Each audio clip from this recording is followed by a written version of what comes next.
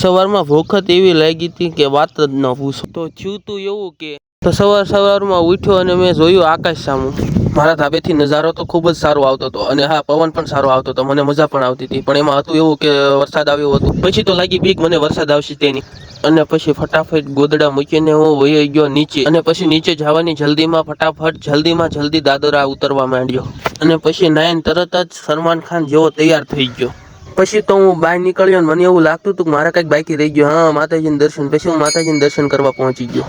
પછી તો દર્શન કરીને હું પહોંચી ગયો અમારા કારખાને. આ છે અમારું કારખાનું, અહીંયા હું બેહું છું. અને પછી હું કલાક જેવું કારખાને બેઠો, મને કંટાળો ચડ્યો. હું નીચે આવ્યા હતા, મેં જોયું કે મારી સાટું કપડાં લાયા હશે. તો હું તો પછી હેન્ડ્રી પાડી. અને મને ભૂખ લાગી એટલે હું તરત જ દુકાને પહોંચી ગયો. દુકાને જઈને મેં 2 પડીકા લઈ લીધા. આ 2 પડીકા લઈને હું ફટાફટ, મને એટલી ભૂખ લાગી હતી વાત જ ન. અને પછી મેં સેવમમરા ખાવાનું સ્ટાર્ટ કર્યું. બધી બાજુ જોતો મને બીક લાગતી હતી કે કોક આવશે તો મારામાં ભાગ પડાવશે. તે માટે હું બધી બાજુ જોતો ખાવા માંડ્યો. અને પછી સેવમમરા ખાઈને પાછો અમારા ધાબે પહોંચી ગયો, કારણ કે મને ઊંઘ જ એટલી આવતી. તમારે આ વિડીયોને લાઈક બાકી હોય તો જલ્દી લાઈક કરી દો અને આવા મિની વ્લોગ જોવા માટે મારી ચેનલને સબસ્ક્રાઈબ કરી દો.